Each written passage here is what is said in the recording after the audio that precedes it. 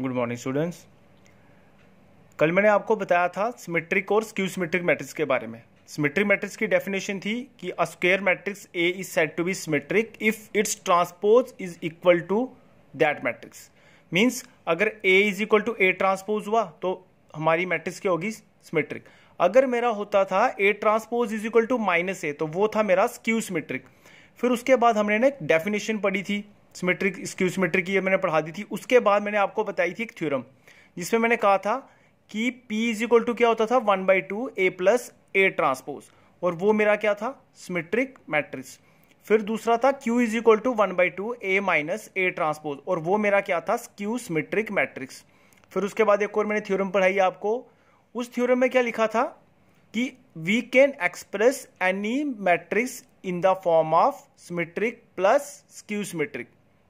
Means हम किसी भी मैट्रिक्स को कैसे बता सकते हैं? As a sum of symmetric and skew symmetric. आज उसी के बेसिस पे एक्सरसाइज 3.3 का क्वेश्चन नंबर 10 है। मोस्ट इंपॉर्टेंट क्वेश्चन है। मैक्सिमम टाइप 4 मार्क्स का क्वेश्चन आता है इससे बहुत बार, हर ऑल्टरनेट ईयर्स रिपीट होता ही रहता है। 3.3 क्वेश्चन नंबर 10। क्वेश्चन पढ़ना क्या है? Express the following matrices as the sum of symmetric and a skew symmetric matrix. हमें इस मैट्रिक्स को कैसा बताना है? Sum of symmetric plus skew symmetric. तो इसको करने का तरीका क्या होगा? कुछ हमारे एल्गोरिदम होंगे, कुछ स्टेप्स होंगे, वो स्टेप्स यूज करने हैं और क्वेश्चन सॉल्व हो जाएगा।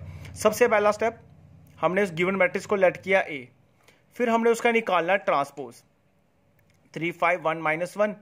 तो 3 5 1 -1 आपको पता है ट्रांसपोज में क्या होता है? रोज और कॉलम्स इंटरचेंज। फिर मैंने आपको अभी थ्योरम में क्या बताया कि P इज इक्वल टू होता है 1/2 A प्लस ए ट्रांसपोज। तो ये लो 1/2 A लिख दिया, ये A ट्रांसपोज लिखा, इन दोनों को प्लस किया, ये आया। तो 1/2 से अंदर मल्टीप्लाई 3 3 3 -1। अब मेरे को बेसिकली बतानी थी P मैट्रिक्स भी सिमेट्रिक। अगर मेरे को P मैट्रिक्स सिमेट्रिक बतानी है तो मेरे को करना क्या है? मेरे को उसका भी ट्रांसपोज लेना है। तो ये लो ट्रांसपोज लिया, ये 3 3 पहला रो पहला column, second row second column. लेकिन जब ध्यान से देखेंगे ये वापस क्या आ गया? ये तो P ही आ गया। तो P transpose is equal to P, तो therefore P is a symmetric matrix. अब ये तो सिमेट्रिक था। अब उसके बाद Q इसी क्वेश्चन के साथ में आइए। Q क्या होता है? 1/2 A माइनस ए ट्रांसपोज। तो जो जहां पे उसको वहीं पे रखो, 1/2 A को वहां पे माइनस ए ट्रांसपोज, इसको आगे सब्ट्रैक्ट किया 0 4 -4 0। 1/2 को अंदर मल्टीप्लाई करूंगा 0 2 -2 0। अब इसका भी मेरे को क्या करना है? ट्रांसपोज लेना है। Q ट्रांसपोज 0 -2 2 0, क्योंकि ये इसका पहला रो, इसका कॉलम, इसका सेकंड रो, इसका सेकंड कॉलम, इसका सेकंड रो। अब यहां पे देखना, जब मैंने आपको कल क्वेश्चन करवाए थे सिमेट्रिक में, वहां पे मैं जानबूझ के क्या करता था? बाहर माइनस कॉमन लेता था ना। इस स्टेप में भी मैं क्या कर रहा हूं? यहां से माइनस कॉमन ले रहा हूं। माइनस कॉमन लेने का मतलब है अंदर वाली हर टर्म क्या हो जाएगी? चेंज। -2 था +2, +2 था -2। पर अब ध्यान से देखेंगे ये चीज क्या आ गई वापिस? ये Q आ गई। तो Q transpose is equal to -Q, तो therefore Q is a skew symmetric matrix. और एंड में हमें करना क्या है फिर? P plus Q। तो P तो ऑलरेडी हमने पीछे से निकाल लिया, Q भी यहां से फाइंड कर लिया। अब इन दोनों को कर लिया ऐड 3 5 1 -5। जब 3 5 1 -5 है, जब हम ये ध्यान दें तो ये हमारा क्या है? Given matrix A। तो ये देखो आ गया P plus Q is equal to A। तो यही तो मेरा क्वेश्चन था कि express the matrix as sum of symmetric plus skew symmetric. तो आ गया ना, ये सिमेट्रिक तो ये स्क्यू सिमेट्रिक, यही क्वेश्चन है। तो इसके 3 पार्ट और हैं, वो आपने खुद करने हैं, ठीक है? वो हो जाने चाहिए। फिर उसके बाद हम बात करेंगे एक डेफिनेशन की, सिंपल सी डेफिनेशन है इन्वर्टिबल मैट्रिसेस। एग्जाम्स में ना ऑब्जेक्टिव में 1 मार्क की, ये बहुत बार 1 मार्क्स की बहुत बार आती है डेफिनेशन, हर साल एवरी ईयर रिपीट होती है। तो इन्वर्टिबल मैट्रिक्स की डेफिनेशन क्या होगी? If A is a square matrix of order and if there exist another square. Simple सी बात है, अगर एक स्क्वायर मैट्रिक्स है A जिसका ऑर्डर है M, और एक और स्क्वायर मैट्रिक्स है B जिसका ऑर्डर भी क्या है? सेम।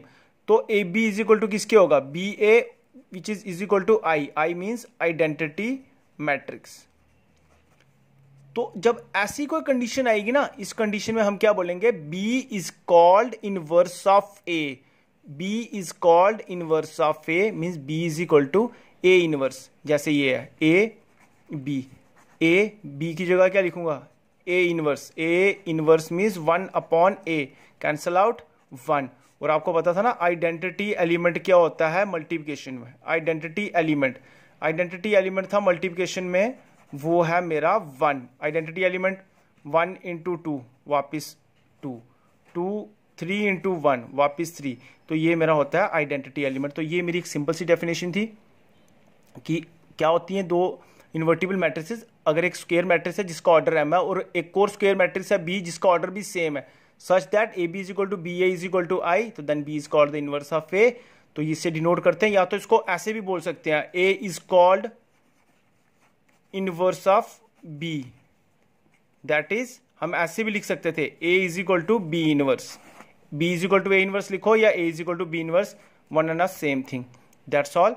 तो कल हम इसके आगे करेंगे इसके ऊपर एलिमेंट्री ट्रांसफॉर्मेशन ऑफ मैट्रिसेस, तो वो आपका टॉपिक रहेगा कल के लिए, ठीक है। उसमें और हमें करना है inverse of matrices by elementary transformation. तो आज के लिए इतना ही, बाय।